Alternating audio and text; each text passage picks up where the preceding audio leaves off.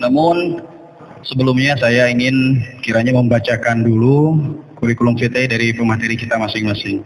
Yang pertama di sebelah kiri saya di sini ada nama Amus Mustaqim, alamat Jampang Waluran, riwayat pendidikan SDN Tegalega, SMPN 1 Waluran, SMK Ulul Albab, dan STISIP Syamsul Ulum. Moto, tidak perlu bermoto, yang penting bermutu. Ini mantap sekali ini motonya ya. Pengalaman organisasinya ber-PMI mungkin Bang ya? Ber-PMI insya Allah ya, ber-PMI insya Allah katanya. Lanjut ke panelis yang kedua kita. Atas nama Elias Bere, alamat Cibadak, tempat tanggal lahir Kota Foun 19 Agustus 1988. Sebelumnya ini Kota Foun tuh di mana Bang? Jauh di apa? Kota Foun itu salah satu daerah ya di apa? Nusa Tenggara Timur. Oh, Nusa, ya. Tepuk tangan jauh-jauh datang ini. Terima kasih sekali ya. Aduh. Riwayat pendidikannya SD Nailera NTT, SMPN 1 Malaka Tengah, terus sama ini SMA 1 Malaka Tengah juga. Iya.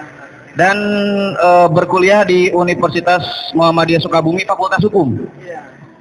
Dengan moto, carilah dahulu kerajaan surga dan kebenarannya, maka semua akan ditambahkan kepadamu.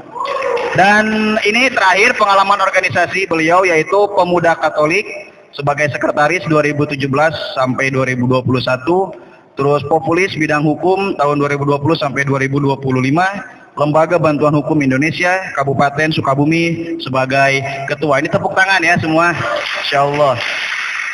Saya aturkan terima kasih, kami aturkan terima kasih telah berkenan hadir serta mengisi materi pada forum kesempatan kali ini. Langsung saja mungkin berbicara mengenai nilai-nilai kemanusiaan. Pertama kali saya akan mungkin sodorkan dulu kepada Bang Amus Mustaqim, mungkin perwakilan dari Gus Durian Sukabumi berarti Bang ya? Ya baik. Berbicara itu kita akan lebih kenal dulu. Ini ada dua panelis kita yang memang mewakili atas organisasi-organisasi. Salah satunya di sini Bang Amus itu dari Gus Durian Sukabumi, serta Bang Elias Bere itu dari Populis ya. Forum Pemuda Lintas Iman Sukabumi, betul Bang ya? Baik, berbicara tentang Gus Durian, saya terlebih dahulu kepada Bang Amus Mustaqim. Kira-kira karena kita ini generasi milenial mungkin ya, kenal Gus Durnya itu baru kemarin ya. Bener kan ya? Bahkan ada yang baru ke PMI baru kenal Gus Dur gitu, bahkan ada yang seperti itu. Oleh karena itu, ini sebagai penggiat serta muhibinnya Gus Dur di Sukabumi, mungkin kita bisa ingin tahu lebih dalam apa yang menjadi visi misi atau mungkin kegiatan yang memang diselenggarakan di Gus Durian itu sendiri. Silakan Bang, dari Bang Amus. Baik, terima kasih kepada sahabat moderator yang sudah memberikan kesempatan kepada saya secara pribadi sehingga bisa hadir di sini bertatap muka dengan sahabat-sahabat dan senior juga. Ini ada Bang siapa?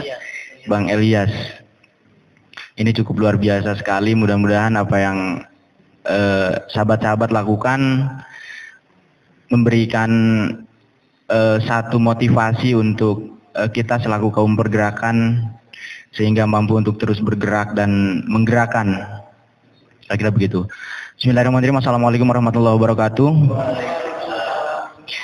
Bismillah, alhamdulillah, wassalatu wassalamu ala rasulillah wa ala alihi wa sahbihi wa mawala. Amma ba'du, wa rahmanul qudusul ba'isul muqtadir rabbi sholli sadri wa yassir li amri wa hlul 'uqdatam min lisani yafqahu qawli. Yang saya banggakan semuanya, saya ucapkan terima kasih atas undangannya. Pada kesempatan ini saya mewakili komunitas Gus Durian Sukabumi. Kemarin sore saya sampaikan kepada koordinator Gus Durian, kebetulan beliau adalah Kang Dery Irawan. Beliau aktif di PKBI di bawah KPA. Karena kebetulan beliau sibuk sehingga menitipkan pesan ke saya untuk mengisi acara kali ini. Ini sangat luar biasa sekali karena di bulan Desember tentunya ini merupakan bulan kebesaran bagi seorang tokoh, dan tokoh tersebut milik segenap bangsa Indonesia. Karena kalau sebagian orang NU mengatakan bahwa Gus Dur itu adalah hadiah dari Tuhan yang diturunkan di abad ke-20. Hadiahnya itu hadiah untuk bangsa Indonesia dan seluruh umat manusia sebenarnya. Tidak hanya sebatas untuk orang NU saja. Begitu. Sehingga Gus Dur itu bagi saya seorang tokoh yang unik. Boleh kita mengakui bahwa Gus Dur itu milik NU, seorang tokoh milik NU, milik bangsa Indonesia. Tapi sebenarnya kerja-kerja Gus Dur secara pemikiran dan gerakan tidak hanya sebatas terpaku pada ruang di mana NU berada, dan tidak hanya sebatas bergerak di mana Indonesia berada. Menurut saya begitu. Karena kalau misalkan dilihat dari sisi profil, Gus Dur itu lahir 1940. Kemudian beranjak remaja, beliau seperti halnya manusia biasa kayak kita, ada sedikit nakal-nakalnya, juga ada sedikit rajin-rajinnya. Bahkan dalam profil yang ditulis di buku Greg Barton itu, Gus Dur memang betul-betul nakal. Sampai dia pernah terjatuh, tangannya patah begitu. Kemudian beranjak dewasa, beranjak remaja, beliau suka pakai motor Vespa dan kecelakaan waktu itu. Sampai mohon maaf, matanya agak kurang sempurna untuk melihat. Bahkan ditambah karena beliau rajin membaca, sehingga kekuatan matanya sedikit terganggu. Tapi alhamdulillah dengan keterbatasan melihat Gus Dur, justru kalau kata anaknya, dengan keterbatasannya Gus Dur, justru Gus Dur melihat sempurna ketimbang kita yang mempunyai fasilitas penglihatan yang sempurna begitu. Karena Gus Dur melihat bukan hanya sebatas dengan matanya, tapi dengan hatinya. Nah kemudian setelah Gus Dur wafat, waktu itu tanggal 30 Desember 2009, menjelang tahun baru menuju ke 2010, waktu itu seluruh rakyat Indonesia menjadi berubah, sehingga dari biasanya yang merayakan tahun baru itu dengan euforia berlebihan, kemudian dirayakan dengan hura-hura, maka di sana ada sedikit perubahan. Karena wajar bangsa Indonesia sedang berkabung, kemudian beberapa tempat yang biasa dilaksanakan perayaan tahun baru, salah satunya di Ancol Taman Mini, penanggung jawabnya di sana waktu itu 2009 bikin himbauan agar konsep dari yang asalnya dirayakan dengan meriah, sehingga dirubah konsepnya agar tetap menghormati Gus Dur yang baru saja wafat. Nah, saking ini menunjukkan bahwa Gus Dur tidak hanya sebatas milik orang NU, tapi juga milik segenap bangsa Indonesia dan seluruh umat manusia. Begitu. Nah, kemudian setelah beberapa bulan Gus Dur wafat, waktu itu masih hangat-hangatnya, biasa kalau di tradisi NU, Bang, ada tradisi tahlilan begitu. Untuk memberikan doa, dorongan doa. Begitu ada 7 hari, kemudian ada 40 hari, bahkan ada sekarang juga kita sedang memperingati haulnya Gus Dur 1 tahun sekali. Nah waktu itu berkumpul orang-orang ideologis Gus Dur. Jadi ada anak-anak biologis, ada anak-anak ideologis Gus Dur. Kalau anak-anak ideologis Gus Dur, beliau adalah orang-orang yang sempat bersentuhan dengan Gus Dur dan menggandrungi cara berpikirnya Gus Dur. Nah, kemudian berkumpul dengan anak-anak ideologis Gus Dur. Anak-anak ideologis Gus Dur itu keluarga dan anak-anak aslinya begitu. Hasil dari pernikahan dengan Ibu Sinta Nudia. Nah, beberapa tokoh berkumpul di rumah Gus Dur untuk merumuskan bagaimana pemikiran dan gerakannya Gus Dur ini harus terus hidup walaupun Gus Dur tiada. Nah begitu. Walaupun semua orang menyatakan sepakat bahwa Gus Dur itu bukan meninggal, tapi dia pulang, kan begitu. Berpulangnya beliau meninggalkan banyak karya, meninggalkan banyak jejak pemikiran dan gerakan yang mesti harus diabadikan begitu. Tapi bukan berarti diabadikan di museum kan ya. Ini harus senantiasa dihidupkan. Nah ini salah satu cara menghidupkan pemikiran Gus Dur, kira-kira begitu. Sahabat-sahabat, saya ucapkan terima kasih. Nah kemudian sampailah pada perumusan bagaimana untuk menunjukkan atau membuktikan bagaimana kira-kira pemikiran Gus Dur ini. Nah sehingga di sana ketemulah ada 9 nilai utama Gus Dur. Dalam 9 nilai utama Gus Dur, yang pertama yang tokoh-tokoh waktu itu posisikan, yang pertama itu nilai ketauhidan. Tentu sahabat-sahabat sudah memahami, apalagi teman-teman yang aktif di WMII, kita bicara NDP, salah satunya tetap bicara soal ketauhidan yang pertama. Begitupun dalam 9 nilai utama Gus Dur, kita memposisikan nilai ketauhidan. Nah kemudian yang kedua, setelah bicara soal ketauhidan, kita bicara soal kemanusiaan. Nah ternyata dalam 9 nilai utama Gus Dur memposisikan nilai kemanusiaan yang hari ini sahabat-sahabat angkat sebagai tema acara. Ini merupakan kajian yang sangat sentral bagi Gus Dur dan para pengikutnya Gus Dur. Kenapa begitu? Kita flashback ulang, perjalanan Gus Dur itu memang dia lahir dari kehidupan yang disiplin agama. Beliau ini merupakan cucunya Hadratus Syekh Kiai Muhammad Hasyim Asy'ari. Beliau salah satu pendiri Nahdlatul Ulama. Kemudian Mbah Hasyim itu punya putra namanya Wahid Hasyim.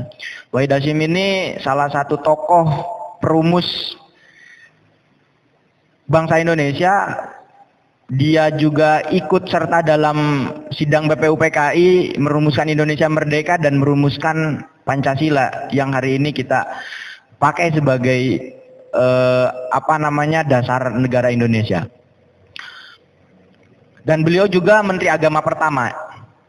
Nah kemudian Wahid Hasyim punya putra namanya Gus Dur salah satunya. Nah dilihat dari perjalanannya, Gus Dur itu dia lahir di lingkungan pesantren. Tentu ini sangat disiplin sekali, sangat ketat soal beragama, khususnya agama Islam. Namun ternyata karena bapaknya beliau seorang pejabat, secara otomatis beliau dengan kondisi bapaknya menjabat sebagai Menteri Agama waktu itu, beliau bersentuhan dengan orang-orang besar begitu. Bahkan bukan hanya sebatas dari orang-orang Muslim, tapi juga non-Muslim. Sampai kalau nggak salah, ini Gus Dur pernah sekolah di sekolahnya Kristen di waktu SMP-nya. SMP-nya dia mondok di Krapyak. Kalau nggak salah silakan bisa dibaca lah kalau urusan profil. Tapi ini sebagai gambaran dan latar belakang bagaimana kemudian Gus Dur ini memposisikan diri sebagai orang yang humanis dan orang yang pluralis. Dan ternyata dilihat dari sisi profil, Gus Dur itu sudah terbentuk dari sisi kehidupan yang benar-benar pluralis. Karena sempat beliau mengenyam pendidikan di pendidikan Kristen. Nah begitu. Kemudian beranjak dewasa, Gus Dur ini semenjak tahun 60-an, Gus Dur pergi ke luar negeri. Yang pertama dia jajaki adalah Universitas Al-Azhar di Kairo. Dan ternyata Gus Dur tidak merasa puas dengan pendidikannya yang beliau jajaki tersebut. Dan beliau melanjutkan perjalanannya ke beberapa negeri di Eropa untuk bersentuhan dengan kebudayaan, dengan keilmuan dan berbagai macam ragam orang begitu.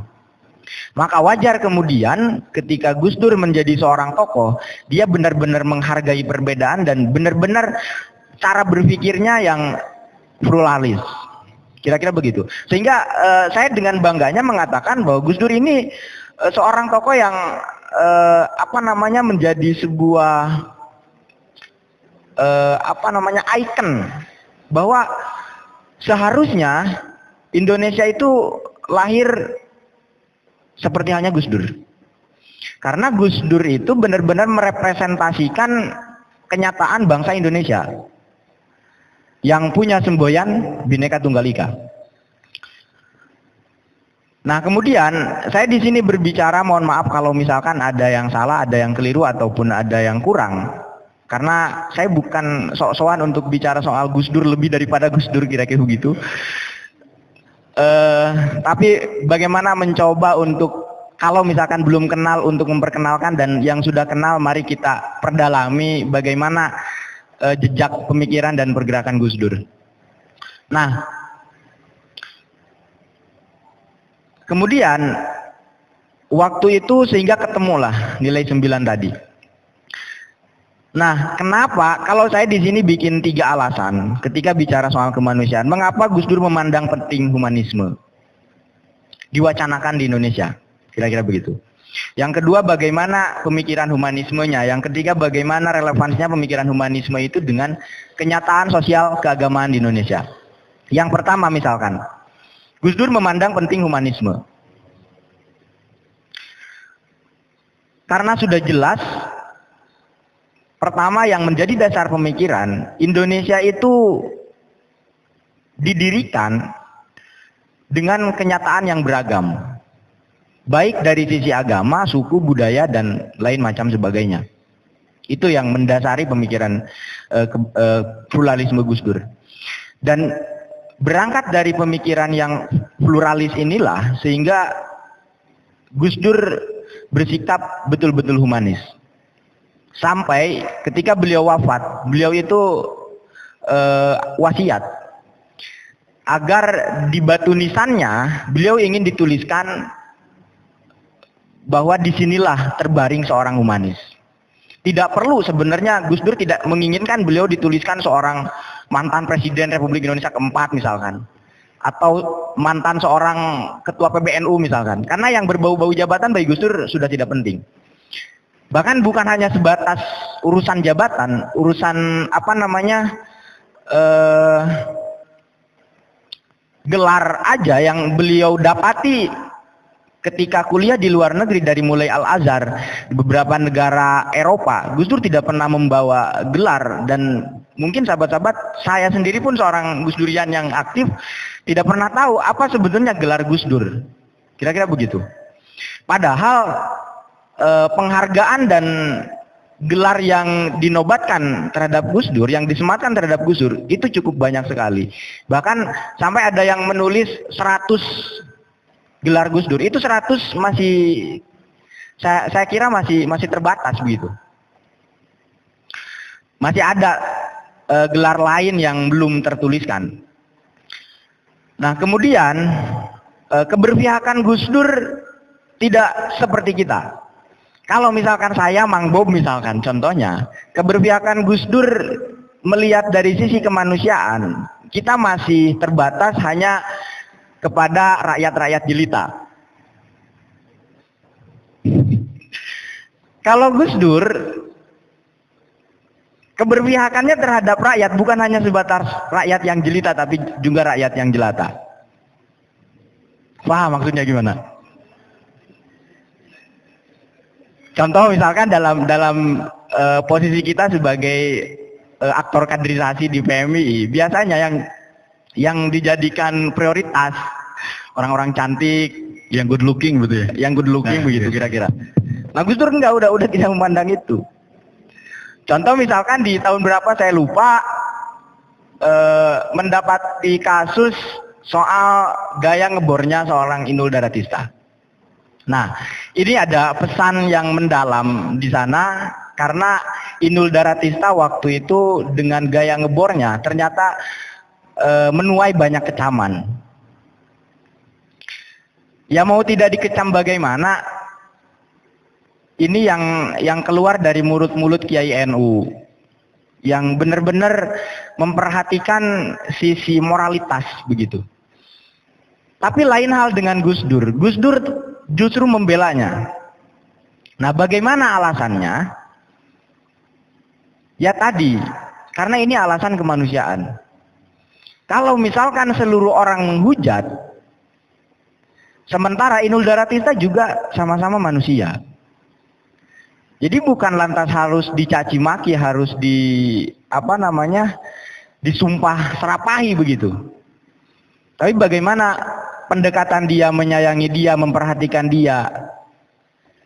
Dan ternyata setelah ditanya, Inul Daratista juga punya alasan kenapa dia punya caranya begitu. Ya mungkin dia untuk menghidupi keluarganya kan begitu. Nah, bisa nggak kita menghargai dari sisi kemanusiaan itu? Itu salah satu contoh bagaimana cara Gus Dur untuk melihat sisi kemanusiaan. Dan pada waktu itu lupa saya nama kiainya, beliau datang ke PBNU untuk protes terhadap Gus Dur. Gus, kenapa kok sampai bisa-bisanya membela seorang Inul Daratista sementara kebanyakan kiai yang lain justru mengecam begitu. Beliau ini ngamuk kalau nggak salah. Seorang kiai ini ngamuk terhadap Gus Dur. Sampai habis omongannya baru Gus Dur suruh minum. Kiai tersebut habis selesai minum suruh duduk, baru Gus Dur ngomong. Emang sampean tahu bagaimana cara goyang ngeburnya Inul Daratista? Ya saya tahu lah. Sampai ya gitulah. Nah, sampai Gus Dur ngomong, kata Gus Dur, ya saya kan nggak ngeliat. Saya kan buta, kata Gus Dur begitu. Saya mau nggak suka kayak gimana kan gitu gaya ngebornya Inul Daratista, saya aja nggak ngeliat. Tapi dengan pesan seperti itu, kiai tersebut sampai mikir ternyata benar bahwa yang mendasari pembelaan Gus Dur terhadap Inul Daratista bukan semata-mata karena hal lain, tapi karena kemanusiaan, urusan kemanusiaan. Nah, itu salah satu cara Gus Dur membela terhadap kaum yang dilemahkan dan betul-betul membela kaum yang kecil. Seperti itu mungkin Bang ya. Untuk sementara oke. Oke, untuk sementara. Nah, berbicara hadirnya komunitas Gus Durian di Sukabumi itu kiprahnya seperti apa gitu? Daripada hanya selain untuk memperjuangkan, meneguhkan nilai-nilai kemanusiaan yang memang dibawa oleh Gus Dur itu sendiri. Nah, berangkat dari tadi ya dirumuskannya ada 9 nilai utama Gus Dur. Nah, sehingga Gus Dur ini kan orang yang suka keliling. Bukan hanya keliling dari daerah ke daerah di dalam negeri, tapi juga di luar negeri. Nah, kita bicara yang dalam negeri aja dulu. Ternyata Gus Dur banyak anak ideologisnya. Dari setiap daerah tentu ada 1-2 orang tokoh yang sempat berkomunikasi langsung dengan Gus Dur. Dan beliau mengetahui sejauh mana sepak terjang Gus Dur, keistimewaan Gus Dur dari sisi pemikiran dan gerakan. Sehingga melalui tokoh-tokoh yang tersebar di daerah yang sempat berkenalan dengan Gus Dur dan ketemu langsung dengan Gus Dur, ini dikomunikasikan bagaimana kita sepakati agar pemikiran-pemikiran yang sempat Gus Dur perjuangkan itu tetap hidup. Nah, berangkat dari sanalah komunitas Gus Durian terbentuk. Sebenarnya komunitas Gus Durian itu bukan sebuah lembaga, bukan sebuah organisasi, bukan, namanya komunitas. Tidak ada struktur di Gus Durian, hanya ada koordinator saja yang mengkoordinir orang-orang yang memang menggandrungi pemikiran Gus Dur. Untuk di Sukabumi sendiri sebenarnya udah beberapa tahun, saya kurang tahu mulainya dari kapan. Tentunya kita bergerak, yang saya lakukan ini bagaimana 9 nilai utama Gus Dur ini tetap hidup dan dibumikan di Sukabumi. Kemudian bagaimana kita mampu merawat keberagaman, karena berangkat dari keberagaman itulah kita akan mampu menghargai orang dari sisi kemanusiaan. Nah, kemudian sebenarnya kalau dari sisi kalau di PMI ada semacam pengkaderan, kalau di Gus Durian ada namanya KPG. Yang pertama harus kita ikuti itu KPG, kelas pemikiran Gus Dur. Nah, kelas pemikiran Gus Dur ini bagaimana kita mengenal profil Gus Dur secara mendalam, kemudian juga mempelajari nilai-nilai pemikirannya, serta bagaimana cara Gus Dur gerak dan menggerakkan. Itu mungkin sepintas soal komunitas Gus Durian. Terima kasih kepada Bang Amus yang kiranya telah memperkenalkan sedikit ya mengenai sinopsis Gus Dur itu sendiri serta kiprah Gus Durian itu sendiri. Berlanjut kepada Bang Elias nih dari Populis nih ya. Mungkin sama pertanyaannya mengenai tadi tentang berbicara komunitas dulu. Kira-kira nilai apa yang memang disajikan oleh Populis yang memang menjadi nilai jual dari Populis itu sendiri sehingga memang Bang Elias itu bisa tertarik gitu masuk ke sana. Seperti itu Bang. Siap. Oke, Assalamualaikum warahmatullahi wabarakatuh. Salam sejahtera untuk kita sekalian. Om Swastiastu, Namo Buddhaya, salam kebajikan, Rayu dan Sampurasun. Nah, ini adalah sebuah salam yang wajib kami di Populis ucapkan. Karena Populis ini kan satu organisasi yang berkesimpung di bidang lintas iman. Kalau berbicara lintas iman, tentu tidak terbatas pada agama. Lebih dari 6 ya. Lebih dari 6, bahkan banyak sekali iman-iman yang lain ya, yang baru timbul, ada yang diakui dan ada yang belum diakui secara negara. Termasuk Sunda Wiwitan pun kita di Populis ya rangkul, karena itu bagian daripada iman, bagian daripada nilai-nilai leluhur ya, yang lahir dari ya mungkin dari bumi Pasundan itu sendiri gitu. Nah, kalau kita berbicara yang menjadi saya tertarik di Populis, yang pertama dia sama ya, berbicaranya tentang nilai-nilai keberagaman ya, keberagaman karena namanya juga Populis, Forum Pemuda Lintas Iman, tentu bermacam-macam. Nah, saya sendiri di bidang tadi sudah disampaikan bahwa saya adalah bidang hukum di Populis. Masa jabatan kami lumayan lama ya, 5 tahun. Ya, jadi ini baru awal-awalnya gitu. Ini masih ada 4 tahun ke depan kami harus di Populis. Dan yang menjadi saya tertarik lebih dalam di Populis, kami kegiatannya ada yang pertama adalah camping rohani. Setiap setahun sekali kita camping rohani bersama dari berbagai macam agama dan iman. Nah, di situ kita melihat satu nilai yang luar biasa yang ada dalam organisasi ini. Di situ kita tidak lagi berbicara tentang asal ini siapa, itu siapa, dan kita adalah satu dalam kemanusiaan. Ya, maka tema di sini ya luar biasa, meneguhkan nilai-nilai kemanusiaan di atas segala-galanya. Kemanusiaan di atas segala-galanya adalah satu hal yang sangat dasar. Sebagaimana kita adalah hidup ya di planet bumi ini ya, tentu orang-orangnya bermacam-macam, apalagi Indonesia, bermacam-macam suku, agama, ras, bahasanya saja sangat banyak. Tentu ini adalah satu kekayaan, kekayaan yang perlu kita rawat bersama. Maka Populis ini bagi saya adalah organisasi yang tepat juga ya, sama dengan Gus Durian ya, yang luar biasa, ide-idenya, pemikirannya luar biasa. Maka kata seorang René Descartes ya, dia mengatakan bahwa ocito ergo sum. Ya, saya berpikir maka saya ada. Maka Gus Dur ini adalah seorang tokoh yang luar biasa karena atas pemikirannya, atas kerja kerasnya. Maka walaupun dia sudah pulang ya, seperti yang dikatakan tadi sama bro ini, bro apa? Bro Amus. Amus ya, bro Amus. Ini adalah luar biasa. Ya, maka mungkin kata-kata René Descartes itu sangat relevan, bahwa ketika seseorang yang pemikirannya luar biasa, walaupun dia sudah pulang secara raga, tetapi namanya tetap disebut-sebut. Kita beri aplaus dulu, Bang. Tepuk tangan. Berbicara itu Bang, sekiranya Bang Elias ini sejak kapan masuk ke Populis itu? Sudah lama juga, saya tahun 2017 ya, angkatan kedua Emping Rohani Populis.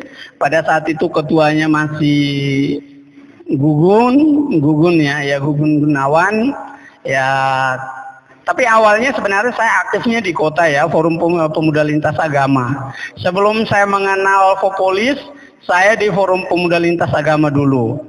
Ya, bersama dengan Iqbal ya, yang tadi ya kebetulan beliau ini mereka pengurus inti.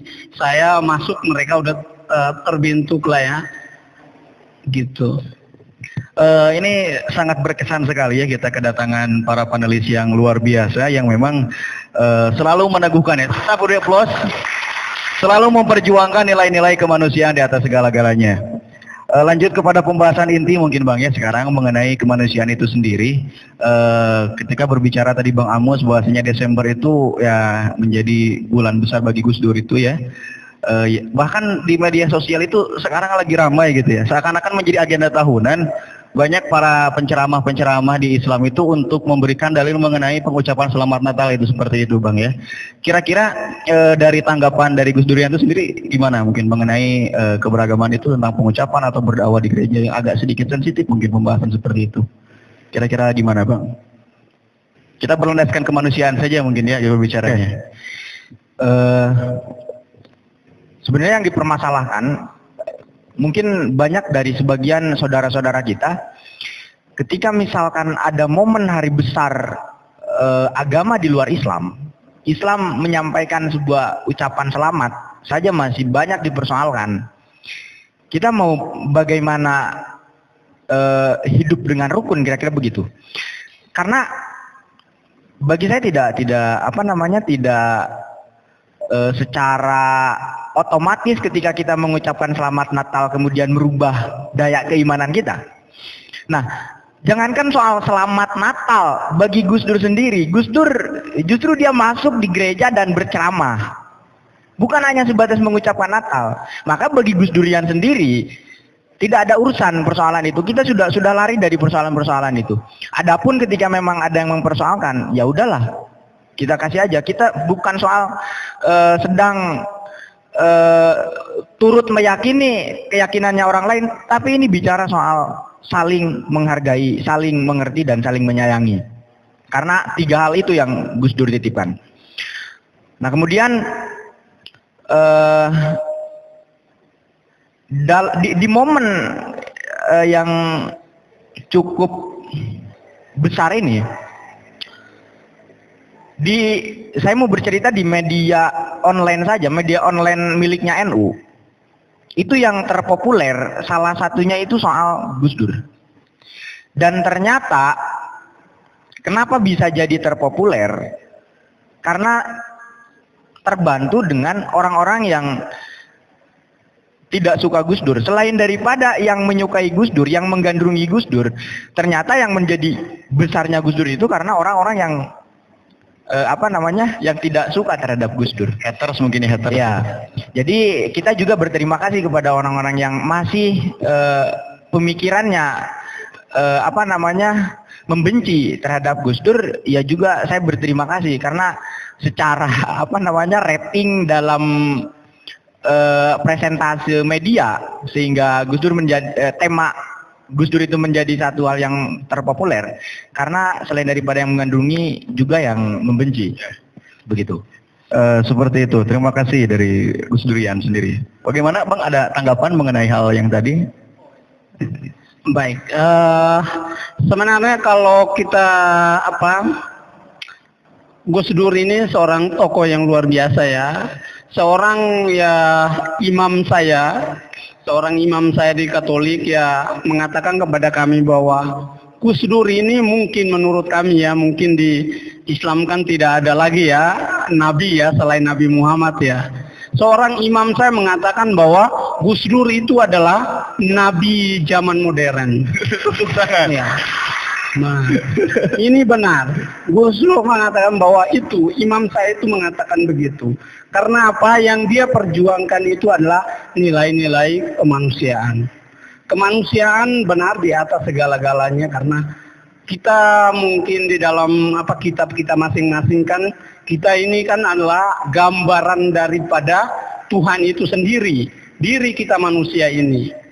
Ya, maka kalau kita membenci manusia yang satu dengan manusia yang lain, maka kita membenci adalah Tuhan yang menciptakan kita. Ya, nah, maka menurut saya sama ya, saya kebetulan belum pernah mendalami ideologi daripada Gus Dur ini ya. Tetapi beberapa imam saya sering menyampaikan kepada kami, dan salah satu karya Gus Dur yang luar biasa itu kan agama Konghucu disahkan pada pemerintahannya. Dan orang-orang Konghucu itu bisa merayakan Imlek dengan baik. Nah, itu adalah satu karya besar daripada Gus Dur. Warisan ya? Ya, warisan daripada Gus Dur. Yang notabene dari presiden pertama sampai presiden B.J. Habibie itu belum pernah mengesahkan. Orang-orang yang Tionghoa itu sulit untuk merayakan yang namanya Imlek itu. Tapi atas jasa Gus Dur, ya mereka bisa dilegalkan, mereka bisa merayakan dengan sukacita, dengan gembira. Maka ini adalah satu keputusan Gus Dur yang bukan saja sebagai seorang presiden, tetapi yang seorang imam saya bilang tadi bahwa dia adalah suara kenabian gitu, yang dia kedepankan, bukan hanya soal manusia saja, karena suara kenabian itu kan dia menyuarakan kepada semua umat manusia, bukan memilih-milih ini agama ini, agama ini tidak. Dia berbicara universal demi kemanusiaan. Dan juga itu yang menjadi dasar Gus Dur dalam melakukan tindakannya. Itu luar biasa. Itu. Berbicara Gus Dur memang sangat luar biasa sekali gitu ya. Terlebih ada salah satu artis yang terkenal transgender itu bernama Dorce ya, kalau nggak salah kan Dorce itu. Dia itu kan memang dekat, bahkan ketika mendengar wafatnya Gus Dur itu beliau tuh langsung menangis. Dia tuh satu yang paling terkenang dari Gus Dur itu sosok yang bisa menceramahi seseorang tanpa membuka aib itu sendiri gitu. Jadi kan merasa gimana ya, lebih tenang kan kalau gitu berbicaranya ya. Nah, banyak nilai yang memang kita bisa dalami dari Gus Dur itu sendiri. Nah, di sini kan berbicara kemanusiaan. Selain daripada kehidupan keberagaman dan beragama yang macam-macam di Indonesia, ada juga mungkin ya komunitas di luar lingkar daripada kita yang hadir di sini, dari PMI, dari Gus Durian, dari Populis. Itu kan banyak komunitas-komunitas yang mungkin berbicara di luar daripada apa yang kita bicarakan. Mungkin kan sekarang kita berbicara tentang nilai kemanusiaan, masih ada saja mungkin ya komunitas di luar yang dikatakan intoleran atau mungkin ya tidak memandang secara manusianya. Nah, pandangan dari pertama Bang Elias dulu nih mengenai komunitas-komunitas yang di luar lingkar kita gitu. Kita apakah perlu mengajak mereka atau gimana gitu? Atau membiarkan saja? Kan tadi kata Bang Amus juga, Gus Dur itu besar bukan hanya gara-gara pecintanya saja, tapi yang membencinya saja sudah bisa membesarkan Gus Dur itu sendiri. Kira-kira bagaimana tanggapannya? Dari Bang Elias, silakan. Ya, menurut saya ini adalah bagian daripada kerja keras semua organisasi yang notabene berkesimpung di bidang-bidang toleransi ya, seperti Gus Durian, NU ya, dan juga kami di Populis ya, Forum Pemuda Lintas Agama. Karena kita tidak bisa bekerja sendiri-sendiri. Kita harus bersama-sama membumikan nilai-nilai toleransi itu kepada mereka yang notabene intoleransi, radikalisme. Karena intoleransi dan radikalisme itu Yang saya lihat di masyarakat itu lahir bukan karena terlahir secara lahir ya, tetapi karena adanya arus ya, arus entah itu dari luar atau dari dalam itu sendiri, atau doktrin-doktrin yang dari organisasinya sendiri, itu yang membuat orang itu intoleransi dan radikalisme. Karena saya yakini bahwa setiap manusia itu dilahirkan hatinya itu pasti menyayangi satu sama lain ya. Tetapi ketika dihadapkan dengan orang yang di luarnya berbeda dengan dia, maka ya karena atas dasar doktrin ya, maka orang itu bisa membenci bahkan membunuh orang lain. Maka saya sepakat bahwa kita harus mengajak mereka, menyampaikan bahwa kehidupan kita di dunia ini hanya sementara. Apa yang harus kita buat ya? Apakah kita hanya membenci orang lain ya, orang yang tidak sama dengan kita harus kita benci? Tetapi bagi saya adalah, bagi Fopolis ya, adalah perbedaan merupakan satu kekayaan ya, yang sangat baik ya, harus kita memahami satu sama lain sehingga bisa mempertahankan nilai-nilai itu di dalam setiap organisasi kita. Jadi amat merugi berarti Bang ya, kalau sekarang kan kita dunia itu sebentar gitu ya. Hidup itu cuma paling 60 tahun, 50 tahun. Sangat merugilah kalau sekarang kita tuh selalu membenci orang lain berarti Bang. Betul sekali. Ya, usia kita kan kata Nabi kan yang saya tahu karena saya sekolahnya di Universitas Muhammadiyah ya 60 tahun ya. Kalau kata Nabi kan sisanya adalah bonus.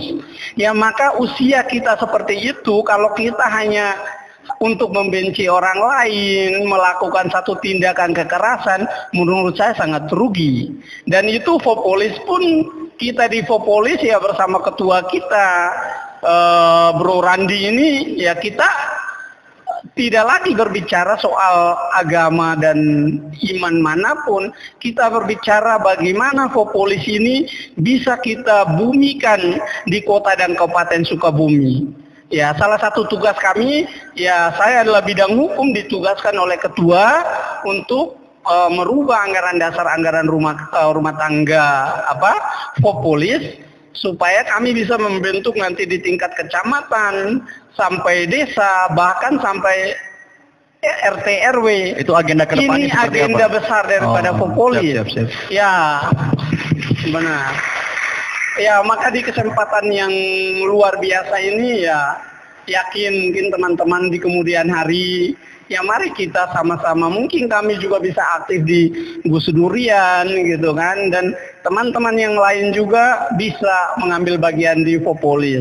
Jadi kita ya nanti kita membuat satu kegiatan kalau bersama-sama, pasti yang dilihat oleh anak-anak milenial di kota dan kabupaten Sukabumi, ini dahsyat sekali.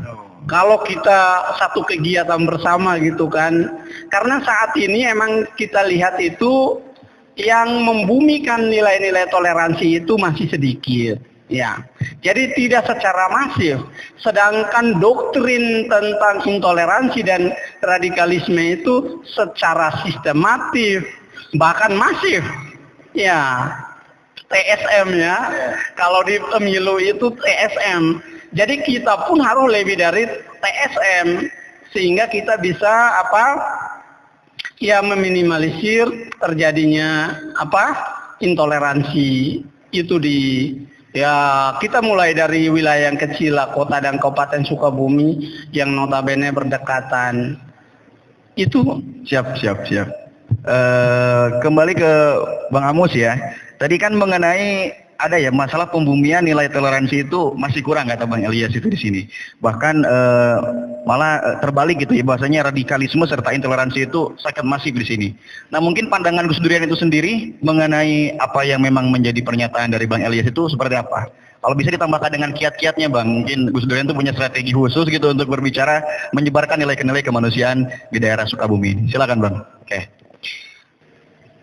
Jadi jujur kalau misalkan kita bicara soal pembangunan bangsa, ya kita nggak mungkin sukses kalau hanya sebatas satu golongan. Tentunya kita butuh juga dengan golongan-golongan lain, kekuatan agama lain, kemudian kekayaan kebudayaan lain, sehingga bangsa Indonesia ini benar-benar tetap utuh dan kokoh sehingga menjadi bangsa yang besar. Kira-kira begitu. Nah, khususnya juga di Sukabumi. Walaupun misalkan kalau kita bicara soal sejarah, kita punya sejarah yang mungkin cukup tidak mengindahkan. Karena Jawa Barat itu sendiri menjadi satu daerah pilihan bagi tokoh-tokoh yang menginginkan agar Indonesia ini menjadi negara Islam. Salah satu daerah yang menjadi sorotan itu daerah Garut kalau nggak salah. Di sana dulu lumbungnya gerakan DITI. Nah, Sukabumi juga menjadi salah satunya yang terdampak dari ekses gerakan itu sendiri. Sampai hari ini mungkin mengakar secara pemikiran, Bang. Tapi bagaimana cara kita untuk menyikapi hal tersebut? Ya beginilah. Ini bagian daripada upaya bagaimana nilai-nilai toleransi lewat populis, lewat komunitas-komunitas lain yang benar-benar mengusung gagasan-gagasan toleransi, gagasan-gagasan moderasi ini harus terus hidup. Karena dengan cara begitu, ya mungkin benih-benih atau jejak-jejak pemikiran yang sempat digaungkan oleh tokoh-tokoh DITI waktu dulu sedikit-sedikit bakal terkikis. Tapi kalau misalkan kita yang punya gagasan moderasi, kemudian gagasan toleransi, kita diam, ya mungkin mereka akan membesar. Tapi caranya ini harus benar-benar cara Gus Dur. Yang dicontohkan Gus Dur maksudnya. Dengan cara kita tetap menyayangi, mengerti, saling menghidupi, begitu. Jangan kemudian karena orang lain beda, ya ente mah Mas Yumi misalkan, ente mah mengusung Piagam Jakarta misalkan, lain Pancasila misalkan. Yang nggak bisa begitu. Karena secara fakta bahwa hari ini kita Pancasila. Walaupun sempat kita dulu misalkan sebagian tokoh Islam dari kita dulu mengusung Piagam Jakarta yang itu cukup melukai terhadap orang di luar Islam, ya hari ini faktanya kita sudah berpancasila. Dan salah satunya ekses dari gerakan itu lahir DITI. Silakan bisa dibaca, bisa dipelajari bagaimana untuk menyiasati gerakan kita agar tetap relevan di era sekarang. Kemudian juga saya sepakat dengan apa yang disampaikan tadi, tapi saya ingin menambahkan ketika kita sudah mampu bicara soal toleransi, toleransi kita bukan hanya sebatas soal pengakuan. Oke, misalkan kita mengakui ada agama lain selain Islam. Oke, kita akui bahwa ada kebudayaan lain selain daripada kebudayaan yang kita miliki. Tapi bagaimana dengan spirit keagamaan yang lain selain Islam? Dengan spirit kebudayaan lain selain daripada spirit kebudayaan kita, dengan spirit suku lain, kita itu harus mampu mencari satu titik kesamaan sehingga kita mampu bergandeng tangan untuk membuat sebuah karya besar. Jadi bukan hanya sebatas oke, saya menghargai Mang Bob menghargai saya misalkan. Udah itu aja. Dan kita jalan masing-masing. Yang gak bakal ada karya dan jejak yang memberikan satu sumbangsi terhadap kemajuan daerah tentunya. Tapi setelah misalkan kita mampu saling menghargai, kita harus sampai pada kemampuan kita melakukan sebuah gerakan dan karya besar yang kita kerjakan bersama. Begitu. Kalau saya sempat diskusi dengan sahabat Randi, ketua Populis. Sebenarnya dia istilahkan itu. Kita ini di Sukabumi toleran, sebenarnya toleran, tapi hanya toleran sebatas mengakui ada agama yang lain begitu, atau mengakui adanya perbedaan. Dan kita juga intoleran, tapi intolerannya masih hanya sebatas lewat pemikiran mungkin, atau tidak sampai pada kontak fisik, ya, tidak sampai pada tindakan. Nah, mau saya ketika memang kita sudah toleran, yuk kita mau mengerjakan apa dengan elemen lain. Nah, itu harus sampai di sana. Kalau misalkan hanya sebatas saling menghargai, ya ngapain? Kalau menurut saya begitu, Bang Bu. Terima kasih. Dapat saya tarik di sini Bang mengenai inti pembahasan tadi. Berarti langsung mengkerucut aja mengenai Sukabumi saja ya langsung ya. Kira-kira nih pandangan Bang Elias nih, apakah Sukabumi, terkhususnya kota Kabupaten Sukabumi itu sendiri memang sulit untuk bertoleransi atau tidak? Karena tadi bahwasanya kata Bang Amos itu kan toleransi itu hanya sekedar mengakui keberadaannya saja gitu. Seperti itu kan ya. Mungkin Bang Elias punya tanggapan lain mengenai toleransi di kota dan Kabupaten Sukabumi. Silakan Bang. Ya, kalau di kota saya lihat kalau intoleransinya ya mungkin secara verbal ya, hanya secara kata-kata. Tapi kalau di kabupaten kebetulan beberapa gereja ya, terutama di Pelabuhan Ratu ya, kami punya stasi. Kalau stasi itu kalau struktur gereja di gereja Katolik itu stasi itu dia masih belum mandiri ya, belum mandiri, dia masih tergantung pada Sukabumi, Santo Yosef Sukabumi. Nah, di sana kami saat membangun pagar keliling saja itu di demo habis-habisan oleh ya kelompok-kelompok yang notabene masih intoleransi. Di daerah Pelabuhan itu Bang? Pelabuhan Ratu. Itu yang pokoknya mendemonya gereja kami itu depan Hotel Pondok Dewata. mengatasnamakan ormas apa itu Bang yang mendemonya? Macam-macam, ada macam-macam variasi. Itu kami hanya pagar saja, mereka mengatakan oh ini mau ekspansi gereja, mau ini ya dan sebagainya. Benar, saya ini lama hidup di Pelabuhan Ratu. Saya tahun 2009 itu bekerja di Pelabuhan Ratu di sebuah finance ya, leasing ya, jadi memahamilah keluar masuk di pelosok, bahkan sampai di Banten sana itu Cisumsang ya, pokok ya Cipta Gelar juga saya masuk. Ya pokoknya dulu itu kan memang saya bagian lapangan, jadi keliling-keliling terus pokoknya wilayah Pelabuhan Ratu dan sekitarnya. Nah itu ada di Cicurug juga masih ya izin yang notabene agak susah ya, kita kita sebagai non muslim gitu.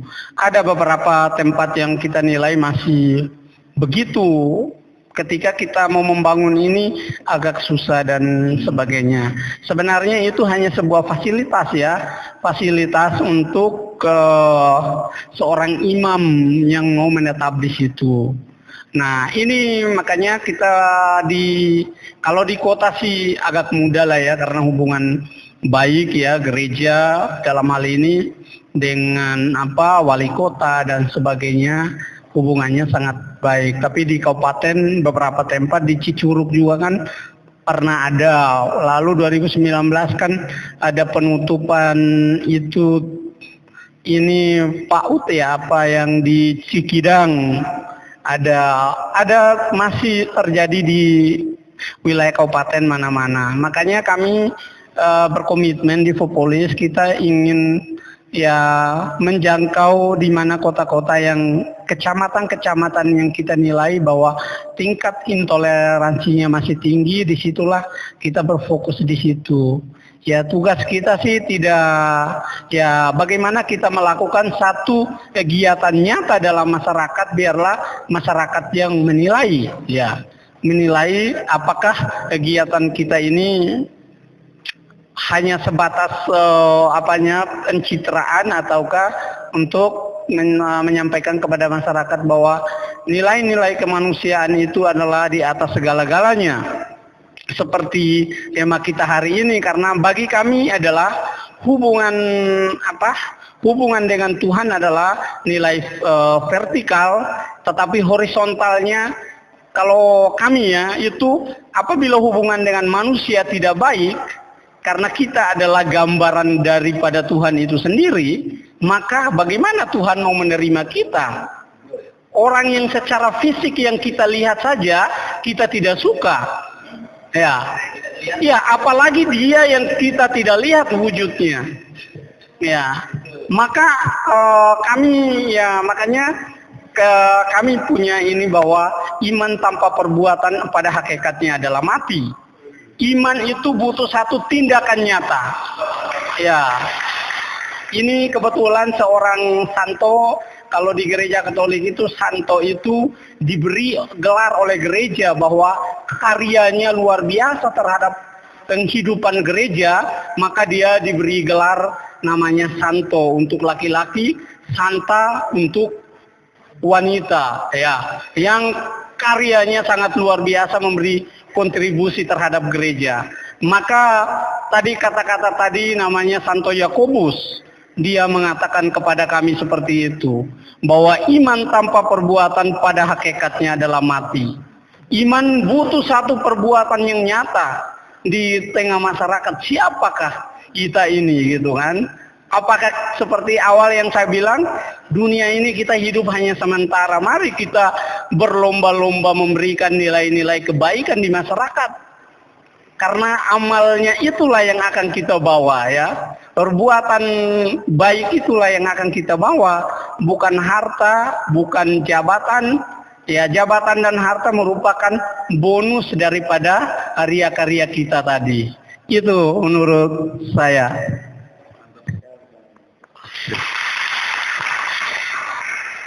Tapi ada yang nyeleneh Bang di daerah saya itu. Nyelenehnya seperti ini. Itu berhubungan ketika ketua PP Ansor naik jadi Kemenag. Itu tetangga saya itu biasa lah, kalau kata-kata tetangga itu suka pedas biasanya ya. Itu tetangga saya itu bilang, wah kayaknya ini kalau Kemenagnya dari NU, gereja bakal banyak kayaknya.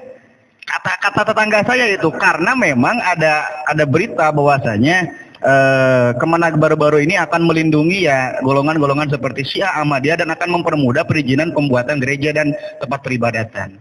Nah, apakah mungkin ini suatu momentum di mana Kemenag sekarang itu, Menteri Agama kita mungkin akan memberikan harapan-harapan besar untuk kepada kita belajar bagaimana cara menghargai adanya orang lain ataupun bertoleransi. Kira-kira seperti apa Bang? Karena kan tadi sulit perizinan. Ya. Silakan. Kalau pandangan saya, ya Menteri Agama ini adalah Menteri Agama yang luar biasa.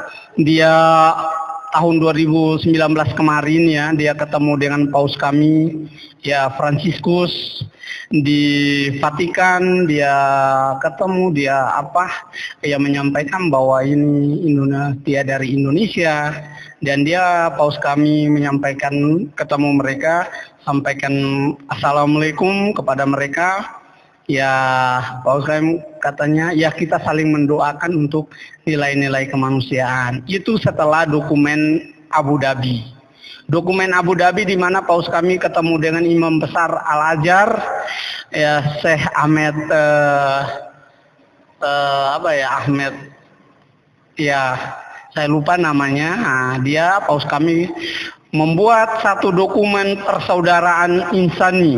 Itu mereka dua bertanda tangan ya bahwa kita sebagai pimpinan tertinggi agama, mereka dua bersepakat bahwa kemanusiaan adalah satu nilai yang sangat harus kita junjung tinggi lah. Itu yang paling penting. Ya, maka pada ini juga kan karena pada saat itu 4 Februari, maka sekarang PBB juga menggunakan dokumen Abu Dhabi itu sebagai Hari Persaudaraan Internasional pada tanggal 4 Februari. Ya, kebetulan dokumen Abu Dhabi ini kita di Kota Sukabumi belum diskusi dengan teman-teman NU, tapi kalau di Komda Pemuda Katolik di Jawa Barat sudah yang datangi Ketua Pemuda Ansor ya untuk membahas terkait dokumen Abu Dhabi ini yang ditandatangani oleh kedua imam besar yaitu Al-Azhar dengan Vatikan. Ya, itu adalah satu nilai yang menurut saya sangat luar biasa ya. Ya, pimpinan Al-Azhar juga membuka diri ya, dan Vatikan pun menyambut dengan baik. Nah, tadi kalau soal gereja akan banyak, sebenarnya kita berbicara gereja kan kita lihat umat atau jemaah Kalau jemaahnya belum ini bagaimana mau bangun gereja gitu kan? Siapa yang mau menghuni gereja itu? Kan begitu. Nah, lalu kalau kami di Katolik kan tidak sembarang mendirikan gereja. Di situ ada umat kami baru ya minimal itu 100 lah baru ada gereja. Ya, ini di Jampang saja ya umat kami ya ibadahnya dari rumah ke rumah. Di Jampang ada guru-guru impres yang zamannya Soeharto itu ada namanya guru impres yang dari Jawa, dari Ambon yang mengajar di sini karena Jawa Barat ini kekurangan guru pada tahun-tahun itu. Itu ada umat kami hampir 20-an di daerah tersebar di Jampang. Itu ibadahnya masih rumah ke rumah. Nah, terkait dengan itu menurut saya itu orang yang berbicara terlalu ketakutan. Karena itu menurut saya imannya masih pada satu yang fisik. Iman itu harusnya itu sudah di dalam diri kita. Jadi kita menerima orang lain tanpa harus mengikuti orang itu. Kan seperti itu. Nah, contohnya ya di Eropa, Perancis katakanlah. Itu adalah tekan awalnya Eropa menolak, tapi paus kami menolak imigran-imigran daripada Timur Tengah. Tetapi paus kami mengatakan iman kita bukan hanya terbatas harus kita yang mayoritas, tetapi iman kita kuat ketika kita hidup di antara orang yang berbeda dengan kita. Mantap, Ya. tepuk tangan. Ya. Maka presiden negara-negara Eropa baru membuka diri untuk menerima imigran-imigran dari Timur Tengah. Dan perlu kita ketahui bahwa negara Eropa pertama yang mengakui kemerdekaan Indonesia adalah Vatikan. Vatikan adalah pimpinan tertinggi Katolik, tetapi itu secara hukum internasional diakui sebagai negara. Jadi Paus itu sebagai kepala negara. Dialah yang mengakui pertama ya negara Eropa ya yang mengakui lalu melalui Paus lah dia telepon negara-negara Eropa ya dia komunikasi segera akui Indonesia itu melalui seorang uskup Indonesia pertama yang kami sebut dengan namanya Monsignor Sugio Ranata. Dialah uskup asli orang Indonesia pertama. Dulu kan uskupnya orang-orang Belanda ya, yang kami sebut sebagai misionaris ya di Indonesia. Nah, melalui uskup pertama Indonesia inilah ya karena dia posisi sebagai uskup ya hampir kalau secara jabatan itu di Katolik itu masih sama dengan Paus di Roma. Mereka sama-sama uskup, tetapi Paus Roma ini dia sebagai uskup dan juga untuk memimpin uskup seluruh dunia. Ya, disitulah dia mengakui pertama dan negara-negara Eropa lainnya mengakui. Nah, ini adalah satu sejarah yang ya luar biasa gitu buat kita di Indonesia. Itu, terima kasih. Mungkin dari Gus Duyan sendiri tentang peluang-peluang ke depan yang memang akan terjadi kiranya ketika memang Menteri Agama itu dari lingkar kita sebagai Nahdliyin dan ataupun Nahdlatul Ulama. Kira-kira ada kemungkinan apa yang akan terjadi ke depan? Apakah mungkin nilai-nilai kemanusiaan serta toleransi itu akan semakin menyebar atau tidak?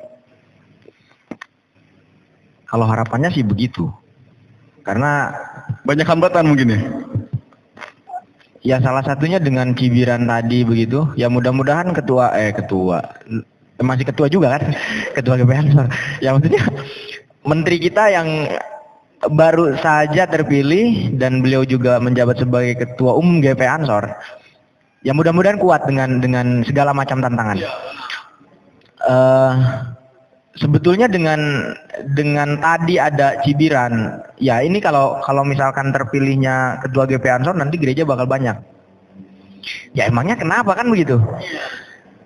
Karena menurut saya begini, kalau misalkan pendirian gereja itu sebagai keterbukaan dari penganut agama, itu lebih baik ketimbang hari ini mereka dibiarkan beribadah di masing-masing rumah misalkan.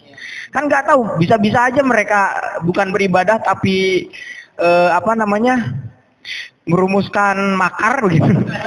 Tapi kalau misalkan beribadahnya terbuka di satu lokasi ibadah kan kelihatan begitu. Nah terus kemudian selama misalkan pendirian dan kehadirannya sesuai dengan peraturan perundang-undangan karena kita ini negara hukum, ya saya nggak ada masalah sih. Nggak ada masalah. Nah terus kemudian betul tadi apa yang dikatakan Abang, ketika misalkan ada orang yang ketakutan, ya mungkin iman mereka masih hanya terbatas di nempel di KTP. Kira-kira begitu. Nah kemudian apa yang harus diantisipasi? Ya ada banyak soal yang harus kita antisipasi karena tentu memang yang hari ini menduduki sebagai Menteri Agama misalkan masih orang yang serumpun dengan kita, tapi bukan harus berbangga diri dan melakukan penghormatan yang berlebihan atau semacam ada istilah lain sampai-sampai mengkultuskan begitu. Abang-abang dari kaum kita ya nggak bisa begitu. Tapi kita juga harus menghormati bagaimana kalau posisi Menteri Agama itu sendiri tidak hanya sebatas milik orang Islam. Kalau yang saya baca begitu sebenarnya. Tapi kenapa sih jadi kesannya ngurus orang Islam begitu? Padahal yang saya baca Menteri Agama juga punya kewajiban untuk mengurusi agama lain. Nah, ini yang harus diantisipasi agar ketika misalkan ada orang yang dari kita berlebihan mengunggulkan, ya harus kita kasih pemahaman. Dan ketika misalkan ada di luar Islam yang merasa terpinggirkan atau tersisihkan karena kesannya Menteri Agama itu kerja hanya buat orang Islam, kita harus mampu memberikan pemahaman. Karena bagi saya tidak harus bekerja sebatas ngurus soal muslim-musliman begitu. Yang di luar muslim juga harus tetap diurus. Begitu kira-kira. Terima kasih kepada Bang Amus serta Bang Ilyas yang kiranya telah memberikan wejangan ataupun materi-materi mengenai nilai-nilai kemanusiaan yang harus selalu kita teguhkan di atas segala-galanya. Berhubung waktu telah menunjukkan jam 13.15 lebih, ini ada sesi tanya jawab. Kayaknya greget sebenarnya mau jawab ini, mau jawab mau tanya, cuman ini belum pada sholat kondisinya. Gimana? Kesepakatan. Ada yang mau nanya? Ada sedikit, tapi sepakati dulu sholatnya ditunda gitu. Sepakat semua? Silakan yang mau bertanya. 3 dulu. Silakan. 1, 2, baru ada 2 orang. Pakai mic ya. 1, terus Acil 2, ada lagi? 3. Berarti 3 orang penanya sudah ada. Sepakat 3 orang saja yang itu? Oke. Silakan kepada yang paling terdekat, Bang Acil sekaligus juga ambil mic-nya ini.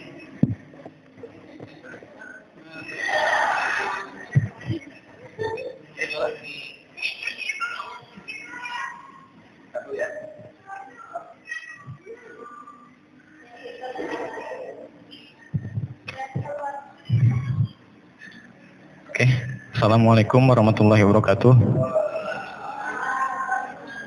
Panjang ya, cepat ya.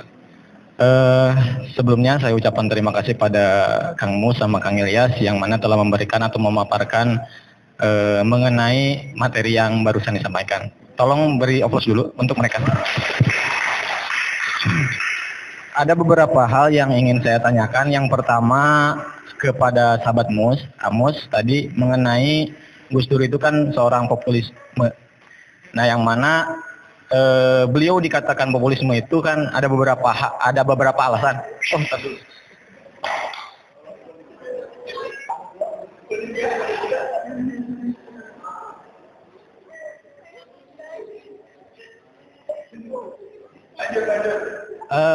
Beberapa alasan diantaranya kan cek Cek. Cek.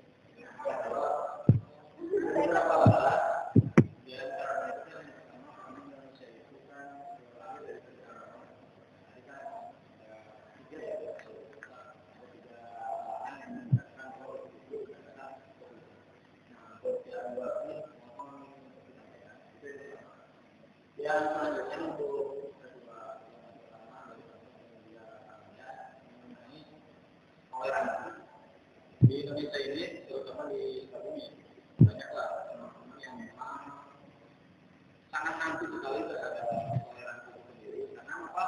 Karena saya lihat mereka mengatakan mereka seperti itu karena mereka menganggap mereka itu benar. Dengan tindakan mereka itu seperti itu, mereka menganggap bahwa jadi itu kebenaran betul gitu kan. Tapi menurut golongan yang lain juga mengatakan ini kebenaran. Jadi kebenaran itu berbeda-beda. Ya. Nah, akhirnya saya ingin bertanya mengenai toleransi itu sendiri. Apakah toleransi itu dari pandangan yang ada batasan-batasan nggak terhadap toleransi itu sendiri? Nah, baik dari toleransi agama ataupun toleransi bernegara gitu kan. Apakah itu ada batasan-batasan tertentu atau tidak gitu? Kalau ada, seperti apa? Kalau tidak, mungkin itu saja. Terima kasih. Assalamualaikum warahmatullahi wabarakatuh.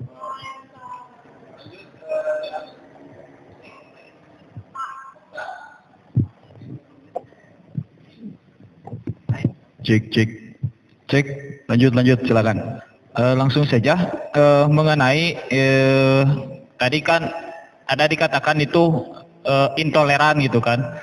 Nah, tapi kan kebanyakan orang-orang yang mengikutinya itu kan tidak paham gitu kan mengenai mengenai hal-hal yang dibicarakan itu. Tetapi mereka itu hanya fanatik gitu kepada imamnya gitu. Kesalahan imamnya pun itu tidak mau diakui gitu kan. Nah, jadi pasti ada sangkut pautnya antara dengan fanatik gitu kan. Nah, jadi bagaimana ketika kita menyikapi kefanatikan itu gitu kan. Terkadang kita juga kan itu terbawa suasana gitu kan. Kalau kita hanya membaca dari satu media saja mungkin ya. Gitu. Nah, jadi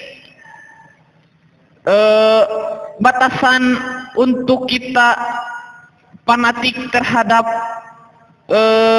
organisasi itu seperti apa gitu ya, agar nanti ketika kita agar ada perbedaan antara organisasi ini dengan organisasi ini, kita bisa memihak atau kita bisa tengah-tengah gitu, berada di tengah-tengah gitu, tidak memihak ke ini, tidak memihak ke ini juga gitu. Nah, terus yang kedua, ini buat panelis dua-duanya pendapatnya bagaimana gitu kan. Nah, adakah dari Gus Durian itu yang tidak hanya kan Gus Durian itu yang sangat populer itu kan memanusiakan manusia gitu kan. Nah, ada gak yang lebih dari itu gitu? Jadi yang lebih dari memanusiakan gitu, ada gak hal-hal yang lebih dari itu, yang beda dengan hal itu tetapi dianggap penting gitu?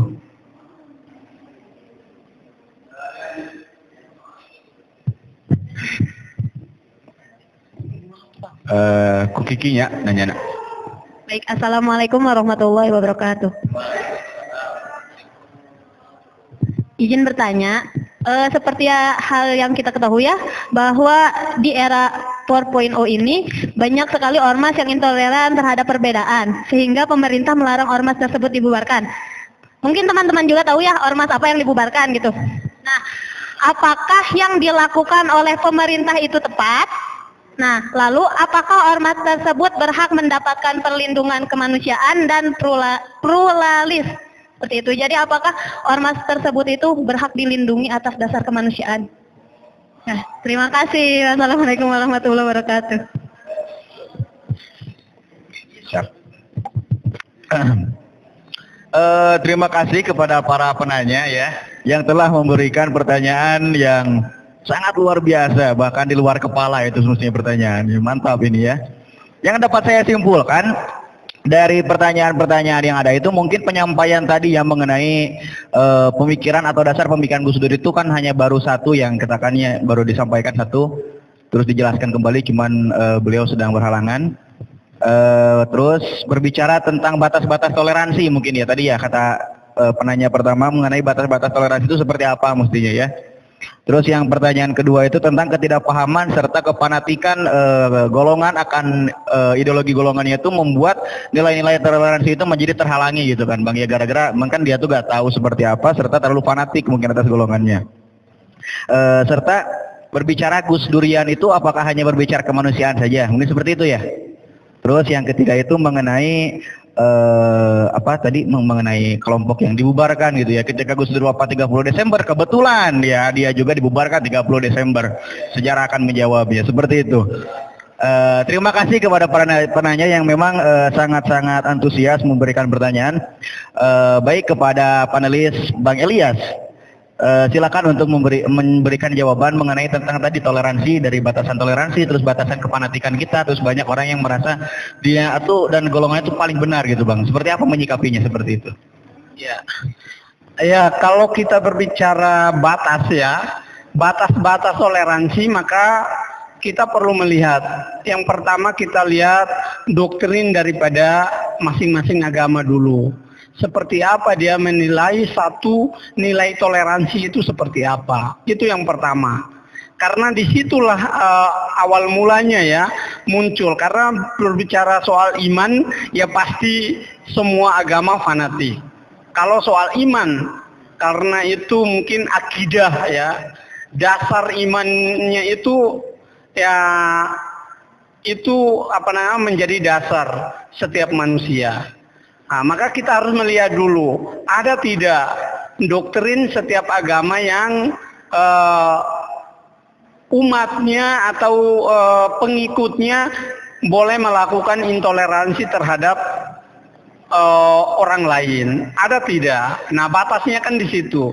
Lalu yang kedua, ya soal menurut saya, kalau toleransi itu kan kita berbicara soal kemanusiaan. Kita tidak berbicara soal iman, kita tidak berbicara soal agama manapun. Tapi kita berbicara kemanusiaan, berarti kita melihat bahwa manusia itu merupakan gambaran daripada Tuhan itu sendiri, maka kita mencintai ya dan mencintai dan menyayangi manusia itu ya seperti Tuhan yang kita agung-agungkan, Tuhan yang kita sembah. Nah, itu bagian daripada iman setiap orang ya. Maka menurut saya kalau pandangan saya ya, kalau orang toleransi, maka menurut saya orang itu beriman. Karena kepenuhan imannya lah dia berbagi kepada siapapun tanpa melihat latar belakangnya dari mana, orangnya dari suku apa, dari agama apa. Dia tidak melihat lagi itu. Dia melihat adalah nilai kemanusiaannya, seperti yang dilakukan oleh Gus Dur gitu kan, yang menjadi teladan kita ya di Indonesia. Nah, itu kita berbicara soal batas-batas intoleransi. Kalau fanatisme ya, atau fanatik, menurut saya ya kalau kita fanatik terhadap iman kita, saya angkat jempol. Karena itu merupakan membuat kita rasa penasaran, menggali terus dasar iman kita itu dari mana sumbernya. Ya. Nah, itu untuk mendalami agama yang kita imani. Tetapi kalau berbicara soal kemanusiaan, berarti biarkanlah menurut saya ya, biarkanlah iman atau fanatik kita itu di dalam hati kita, kita implementasikan dalam bentuk nilai-nilai kemanusiaan.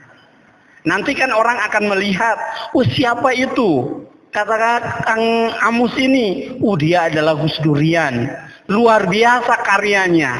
Dengan sendirinya identitas kita akan disebut.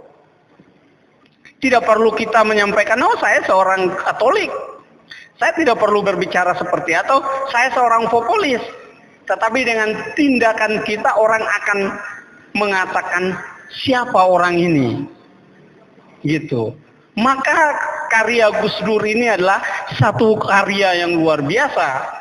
Yang tadi dari awal-awal saya bilang bahwa ini adalah seruan kenabian zaman modern, ya.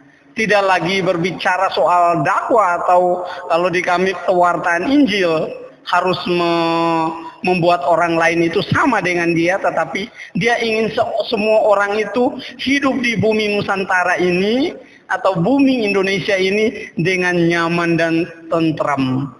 Itu adalah satu nilai yang luar biasa yang dihasilkan oleh seorang Gus Dur. Ya. Terima kasih Bang Elias. Nah, ke pertanyaan kepada Bang Amos.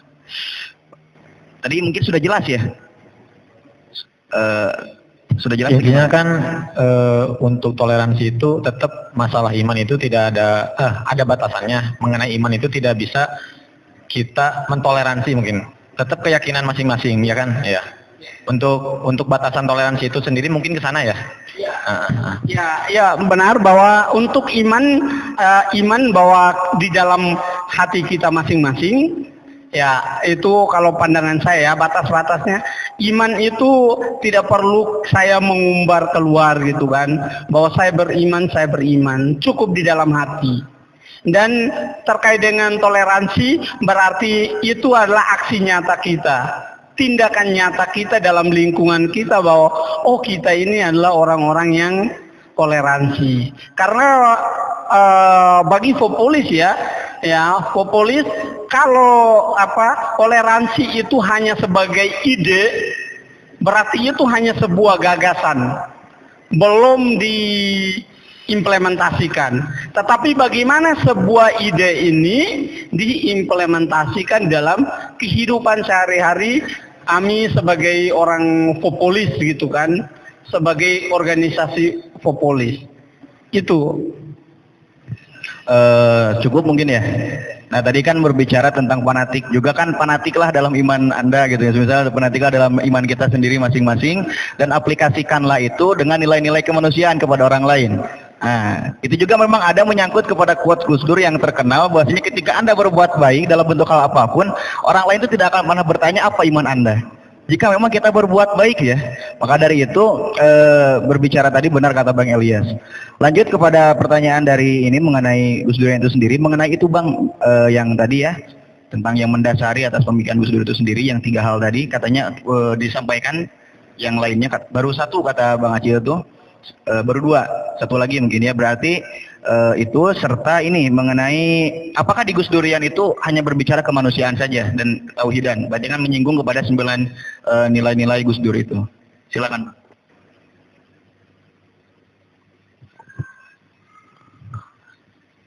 Jadi kalau misalkan bertanya apa yang mendasari sehingga Gus Dur itu bisa humanis atau populis tadi istilahnya. Bukan berarti maksud populis yang di sini mah bukan maksud ke populis. Bukan forum pemuda lintas iman, bukan. Nah, populis artinya kalau di komunitas itu ada forum pemuda lintas iman yang Bang ya. Nah, kalau misalkan populis di sini maksudnya punya keberpihakan terhadap orang banyak atau masyarakat kecil. Karena begini gambarannya, kalau maksud populis itu sendiri, kadang jadi seorang tokoh itu mereka berpihak hanya pada kekuasaan, berpihak pada kepentingan, berpihak pada kelompoknya sendiri. Tapi kalau sudah populis seperti halnya Gus Dur, tidak ada batasan soal keberpihakan. Yang mendasari pertama karena lahir di negara yang kenyataannya beragam. Keberagaman kita itu fakta. Kemudian Gus Dur kenapa membentuk jadi seorang populis? Dia memahami agama itu secara nilai, bukan secara formal. Nah itu. Jadi ketika misalkan kita memahami agama secara substansi, maka yang lahir adalah humanisme itu sendiri. Karena pada kenyataannya, sehingga ada istilah tadi sudah sering disampaikan, ketika seseorang menghormati manusia, sama saja itu menghormati penciptanya. Ketika misalkan seorang itu menghina manusia, maka sama saja menghina penciptaannya. Nah, itu bagian daripada substansi nilai agama sebenarnya, menilai ketauhidan. Nah, kemudian selanjutnya yang mempengaruhi sehingga Gus Dur itu menjadi seorang humanis, populis, karena ini latar belakang pendidikan. Begitu. Nah, latar belakang pendidikan dilihat dari pesantren mempengaruhi dia, kemudian pendidikan luar Islam mempengaruhi dia, cara bergaulnya mempengaruhi dia, karena perjalanan sampai ke Eropa, ke Timur Tengah itu dalam rangka rel pendidikannya, perjalanan pendidikannya, maka itulah yang mempengaruhi terhadap terbentuknya menjadi seorang Gus Dur. Nah, kemudian selanjutnya, apakah Gus Durian hanya berbicara soal kemanusiaan? Tadi sudah sampaikan bahwa pertama Gus Durian itu bicara soal ketauhidan. Kita sudah mengetahui ini soal ketauhidan, hal yang memang tetap menjadi nomor satu. Dan kalau saya baca secara nilai filosofis, humanisme Gus Dur itu humanisme religius, bukan humanisme sekuler. Karena kadangkala ketika bicara soal humanisme, maka kita akan terjebak pada humanisme sekuler. Banyak hal yang dicontohkan. Contoh begini misalkan,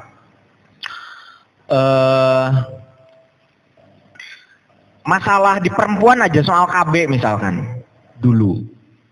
Pernah kan mendapat kecaman atau penolakan terhadap program keluarga berencana.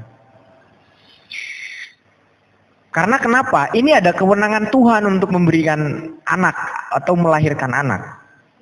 Tapi bagaimana kemudian melihat realitas kehidupan bangsa Indonesia ketika seseorang punya banyak anak sementara pendidikan mahal, ekonomi merosot, lagi para bantunawan gitu kan, haririn di dunia nauge ketika kebanyakan anak.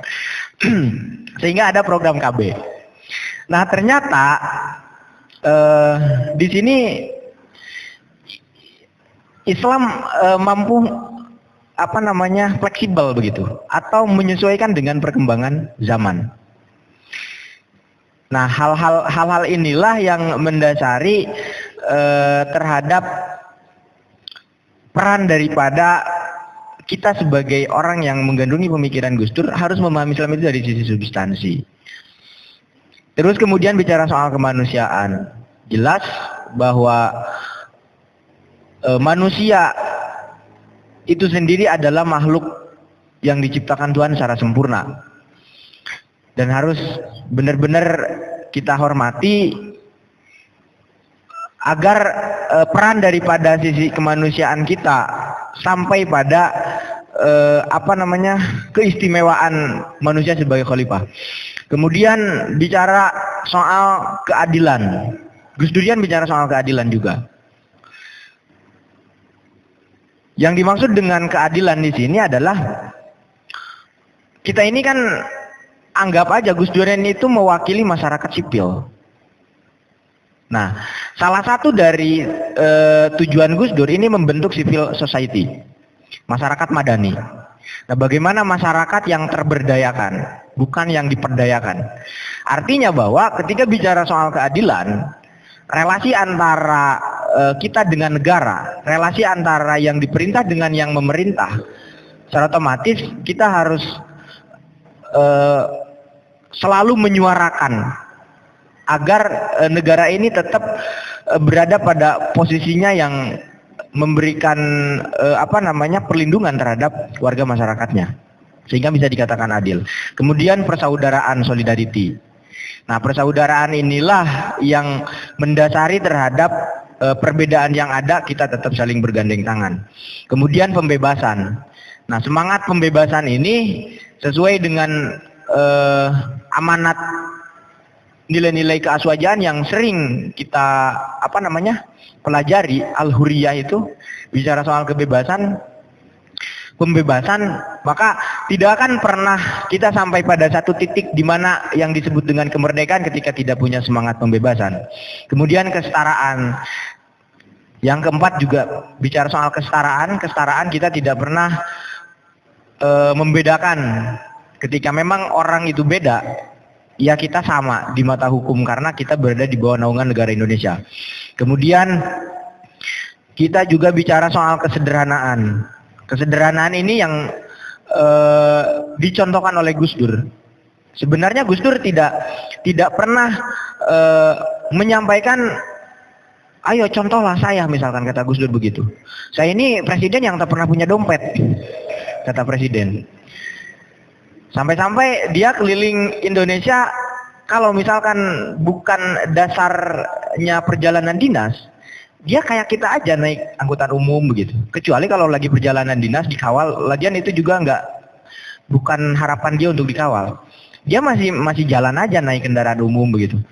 Nah, nilai-nilai kesederhanaan inilah yang kemudian ketika misalkan kita dinobatkan di kemudian dari menjadi seorang pejabat, maka insya Allah bakal jauh dari praktek-praktek korupsi. Kira-kira begitu. Nah, hal-hal itulah yang kemudian ketika misalkan di akhir penghujung jabatannya Gus Dur ada isu Gus Dur itu korupsi, adanya bloget apa namanya lah itu. Ternyata Gus Dur tidak terbukti. Karena kenapa ya? Mana mungkin Gus Dur korupsi, hidupnya aja benar-benar sederhana kan begitu. Ya ada istilah yang mengatakan bahwa Gus Dur itu seorang presiden yang tak pernah punya dompet. Mau ada keperluan aja dia minta ke anaknya kan gitu. Kemudian bicara soal kesatriaan. Nah, kesatriaan inilah yang harus berada di masing-masing dari kita yang benar-benar mau mencontoh atau meneladani Gus Dur. Karena tanpa kesatriaan, hal-hal yang kita suarakan tidak akan pernah tercapai. Keberanian Gus Dur, sampai bagaimana Gus Dur ini banyak yang mengecam, kemudian juga Gus Dur ini tidak pernah gentar ketika ada orang yang menyerang. Ya inilah jiwa-jiwa kesatria Gus Dur. Kemudian yang terakhir yaitu kearifan. Nah, hal ini pula yang tidak luput dari sosok seorang Gus Dur. Bicara soal kearifan, beliau bagaimana benar-benar meneladani cara dakwahnya Wali Songo. Gus Dur tidak pernah membenturkan antara agama dan budaya. Justru malah Gus Dur itu yang quote-nya sama seperti hanya yang disuarakan Soekarno. Ya istilahnya tidak harus merubah cara berpakaian kita. Kalau misalkan kita mau benar-benar dipandang Islam. Misalkan Islam yang sering kita kenal itu Islam yang berjubah, bagi Gus Dur ya enggak. Kalau misalkan kamu sholat bisa pakai batik ya pakai batik. Pakai celana ya pakai celana, gak harus memaksakan. Karena pada kenyataannya, karena di Indonesia ini negara agraris, kebanyakan orangnya petani, mungkin nggak waktu di sawah misalkan pakai gamis? Kan enggak. Nah, kira-kira hal itulah. Walaupun sebenarnya Gus Dur menyampaikan sesuatu itu pasti dengan guyonan, tapi justru dengan kemasan guyonan itulah yang benar-benar sangat nilai yang dalam begitu. Itu mungkin Mang Bob. Terima kasih. Saya rasa sudah jelas mungkin ya mengenai tentang pemaparan tadi yang disampaikan oleh Okta sama Acil gitu ya. Lanjut kepada pertanyaan yang memang agak sedikit sensitif dan memang up to date sekali tentang pembubaran suatu ormas yang dirasa intoleran dan radikal, ekstrim deh. Dan ini menjadi penutup mungkin ya pertanyaan ini sekaligus jawabannya. Kira-kira bagaimana pandangan dari Bang Ilyas serta Bang Amus mengenai pembubaran ormas ini? Apakah memang pemerintah itu mengambil jalan yang benar? Atau seperti apa gitulah, apakah mungkin ini menodai atau mungkin melukai wajah-wajah demokrasi di Indonesia yang katanya demokrasi itu ya terbuka, ini kan ketika orang lain punya organisasi kan boleh gitu, cuma kok dibubarkan, apakah memang ada otoritariannya gitu negara kita sekarang atau tidak? Mungkin seperti itu. Silakan untuk dijawab oleh Bang Ilyas terlebih dahulu. Ya, kalau berbicara soal pembubaran, ya kita berbicara organisasi, tentu yang dibubarkan itu adalah badan hukum.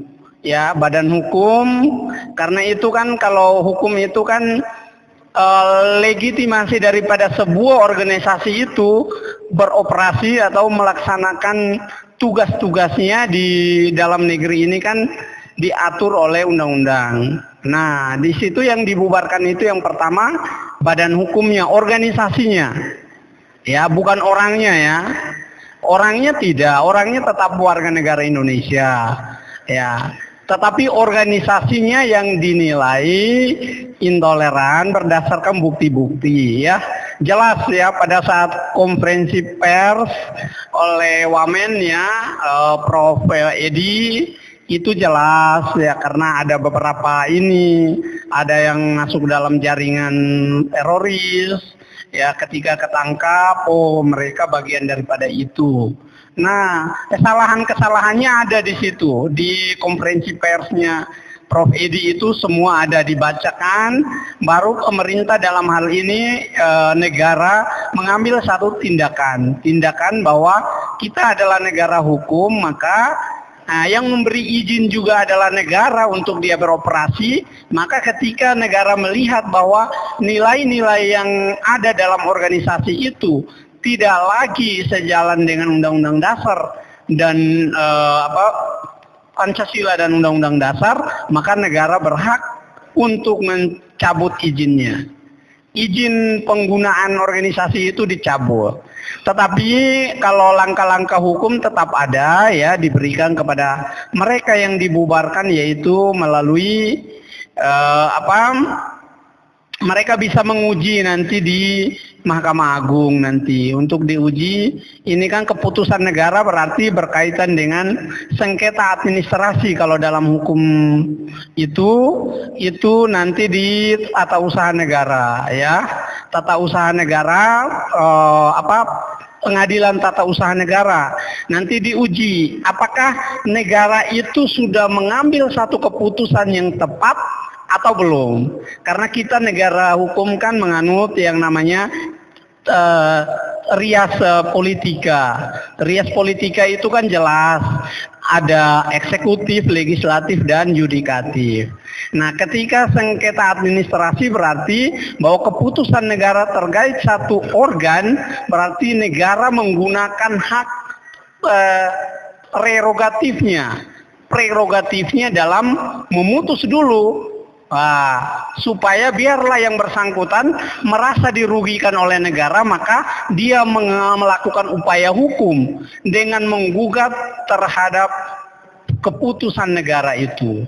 Nah, soal tadi pertanyaannya negara sudah tepat atau belum, ya kita belum bisa mengambil kesimpulan bahwa karena ada upaya-upaya hukum yang harus dilakukan oleh organisasi itu. Katakanlah organisasi saya tiba-tiba negara tidak memberikan izin. Ya saya sebagai warga negara, sebagai organisasi memiliki hak untuk melakukan langkah hukum. Karena itu adalah sengketa administrasi, maka peradilan yang berhak adalah pengadilan tata usaha negara. Itu terkait dengan benar atau tidak ya. Lalu yang apakah memang hal ini tuh mencoreng wajah demokrasi di Indonesia atau tidak? Nah, mencoreng wajah demokrasi. Nah, kita berbicara demokrasi ya tentu kita berbicara soal demokrasi itu ada batasnya.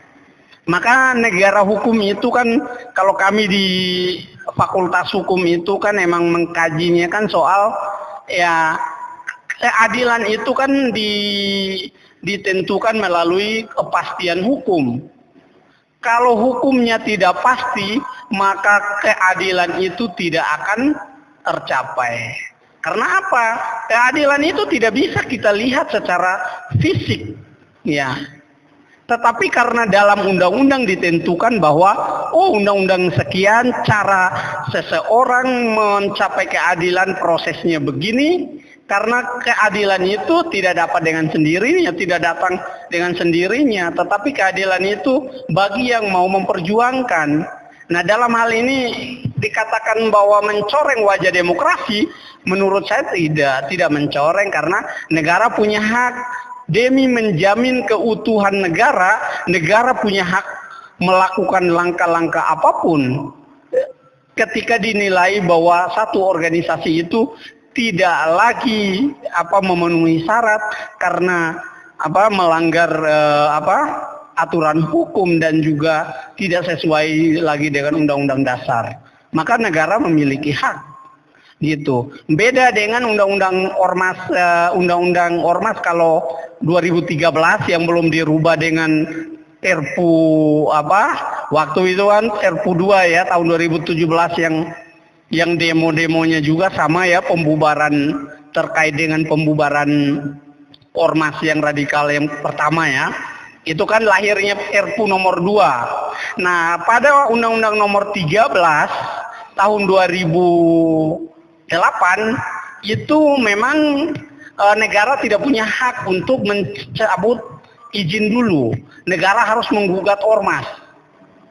Nah, makanya pada zaman Jokowi tahun 2017 itu menilai bahwa ini ada kesalahan fatal dalam undang-undang ini.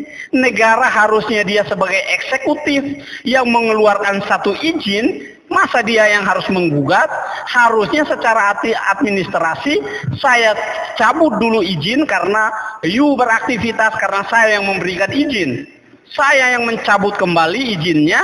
Kalau kau tidak sepakat, silakan upaya hukum. Nah, ini yang benar. Ya, kalau secara hukum ini yang benar. Karena sebagai organisasi masa kalah dengan negara sebagai organisasi yang memiliki kekuatan, masa mau kalah dengan organisasi yang itu? Kan lucu kalau negara yang menggugat organisasi di pengadilan, kan lucu ya. Makanya Undang-Undang 13 itu dirubahlah dengan Perpu juga kan udah naik jadi undang-undang karena DPR juga sepakat sebagai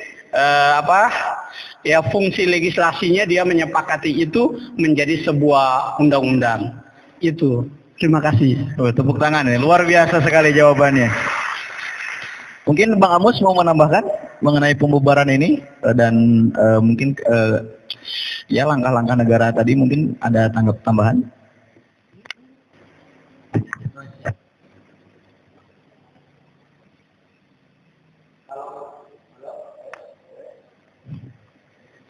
Tes, kalau misalkan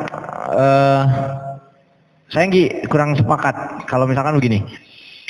Jadi setelah adanya pembubaran dikait-kaitkan dengan Gus Dur misalkan. Saya ini kurang sepakat sebenarnya. Tapi karena banyak dari kita yang begitu, saya nggak bisa gimana-gimana. Terus kemudian di 2008 Gus Dur pernah ngomong kalau bisa saya bubarkan FPI misalkan. Saya juga masih berpikir hari ini apakah masih begitu Gus Dur bilang? Kan begitu. Apa masih sama prinsipnya dengan 2008 melihat realitas misalkan gerakan FPI? Nah, ini kan masih ada kemungkinan lain. Nah, sehingga saya menyimpulkan kita serahkan aja terhadap yang berwenang soal pembubaran itu. Karena kenapa? Jelas tadi ada protapnya, ada prosedur tetapnya pembubaran ormas. Terkait dengan bagaimana apakah mencederai demokrasi? Memang betul bahwa demokrasi bukan kesewenang-wenangan. Adapun dalam pasal tertentu mengatakan kebebasan berkumpul dan berserikat, memang jelas. Tetapi berkumpul yang bagaimana dan berserikat yang bagaimana yang memang dibebaskan oleh negara, yang memang dianjurkan oleh negara. Ketika misalkan berserikat dan berkumpulnya mendorong terhadap pembangunan bangsa, ya itu sah-sah saja. Tapi ketika berserikat dan berkumpulnya merusak dan merongrong keutuhan negara, ya ngapain dibiarkan, kan begitu. Tapi jangan lupa bahwa mereka juga tetap manusia. Mereka juga saudara kita yang se-Islam, ya kita hargai. Karena kita punya prinsip ada uhuwah Islamiyah dan uhuwah insaniyah yang harus tetap menjadi prinsip kita. Jangan kemudian kita berlarut karena kita benci sehingga kita bertepuk tangan berlebihan. Saya nggak suka begitu sih. Mudah-mudahan ini dari hati yang terdalam saya, bukan apa namanya, bukan omong kosong begitu. Jujur saya nggak suka dengan orang-orang teman-teman saya yang di PMI, yang di NU, yang sama-sama anak NU begitu. Mereka menyuarakan, oh Gus Dur dulu sempat bilang sehingga dengan seenaknya begitu. Saya nggak suka begitu sih. Ya biarkan aja lah, kita serahkan ke badan yang berwajib untuk persoalan itu. Untuk perihal tadi demokrasi ya kita kaji. Selebihnya bagaimana. Tapi yang menjadi dasar ya begitu. Mungkin itu. Ini akhir Bang Bob. Closing statement. Oke, terima kasih. Gus Dur sudah meneladankan, saatnya kita melanjutkan. Terima kasih. Saya bolehkan ke moderator.